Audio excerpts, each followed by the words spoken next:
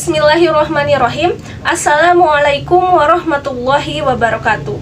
Perkenalkan, nama saya Nurul Istiqomah dengan NIM 11920201882 dari kelas PAI 6E. Di video ini saya akan memaparkan mengenai kurikulum pesantren, di mana video ini dibuat untuk memenuhi tugas mata kuliah telaah pesantren yang diampu oleh Ibu Dr. Hajah Ratu Suntiah MAG. Baik, kurikulum pesantren. Kurikulum itu sendiri berarti rencana kegiatan belajar bagi peserta didik di sekolah untuk mencapai tujuan pendidikan. Sedangkan kurikulum pesantren adalah bahan-bahan pendidikan agama Islam yang meliputi kegiatan pengetahuan dan pengamalan yang sistematis dan disengaja diberikan kepada peserta didik ataupun santri untuk mencapai tujuan pendidikan agama Islam. Selanjutnya, setelah barusan kita mengetahui mengenai pengertian dari kurikulum pesantren itu sendiri, kita juga perlu mengetahui mengenai konsep dan bentuk kurikulum pesantren, di mana menurut Lucensbold bentuk kurikulum pesantren itu ada 4. Yang pertama, kurikulum pendidikan agama Islam, di mana kurikulum ini biasanya kegiatannya itu disebut dengan ngaji.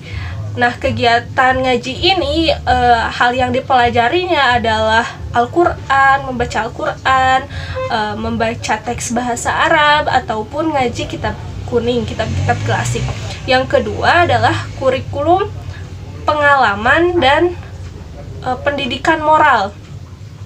Nah, pada kurikulum ini ada menekankan pada pendidikan moral yang berkomitmen pada rukun Islam. Dan yang ketiga adalah kurikulum sekolah dan pendidikan umum.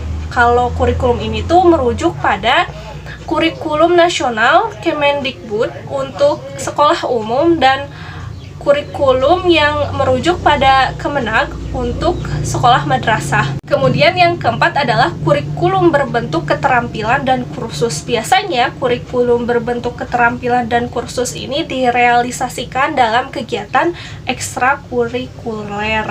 Lalu, apakah kurikulum pesantren ini perlu adanya pengembangan pesantren?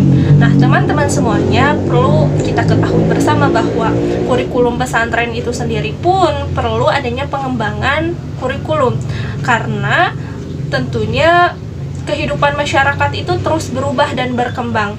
Oleh karena itu, kurikulum pun harus terus berkembang agar bisa memenuhi kebutuhan para santrinya.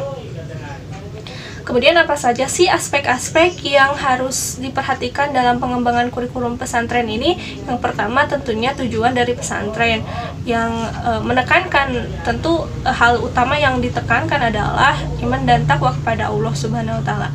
Yang kedua mengenai materi pembelajarannya. Yang ketiga mengenai proses pembelajarannya, di mana bisa dimasukkan gitu metode-metode pembelajaran yang lebih modern. Kemudian yang keempat adalah penilaian atau evaluasi, di mana evaluasi ini tentu agar bisa terus diperbaiki apa saja yang masih kurang, apa saja yang ada kelemahan-kelemahan dalam kurikulum pesantren itu sendiri. Nah, evaluasi kurikulum pesantren itu sendiri diperlukan untuk menilai prestasi belajar para santri dan juga menilai proses belajar dan mengajar di pesantren.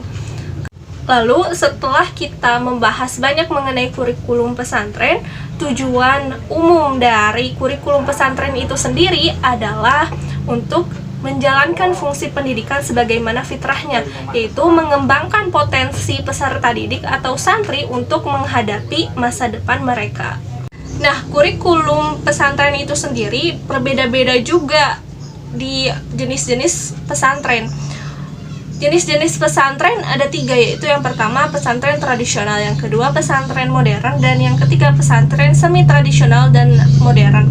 Di pesantren tradisional ini tidak memiliki kurikulum yang baku, dan pendidikannya pun dilakukan secara non-klasikal atau tanpa pembagian kelas, tetapi ada jenjang pendidikan di pesantren tradisional ini. Yang pertama yaitu ibtida, yang kedua wusto, yang ketiga ulia, di mana pada pesantren tradisional ini lebih mengarahkan santrinya itu untuk menguasai kitab-kitab klasik, dimana ada tahapannya juga dalam menguasai kitab klasik. Seperti untuk santri baru, kitab-kitab yang dipelajarinya adalah kitab-kitab yang memang mudah gitu, levelnya masih level mudah yang menyesuaikan dengan santri baru, seperti Safinatun Najah.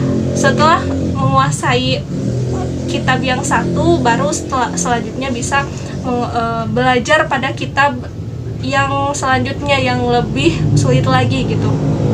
Kemudian yang kedua adalah jenis pesantren modern, di mana pesantren modern ini merujuk pada Kemenak dan Kemendikbud.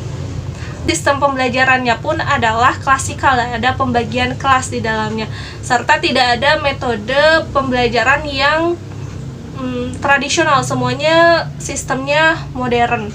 Biasanya pembelajarannya ada bahasa Inggris, bahasa Arab, terus pengetahuan umum, dan juga lebih juga ditekankan pada pengetahuan agamanya.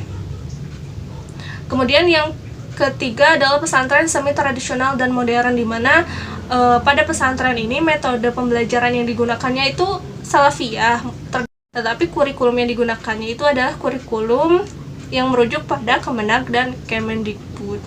Mungkin sekian yang dapat saya sampaikan. Mohon maaf apabila ada kesalahan. Wabillahi taufik wal hidayah. Wassalamualaikum warahmatullahi wabarakatuh.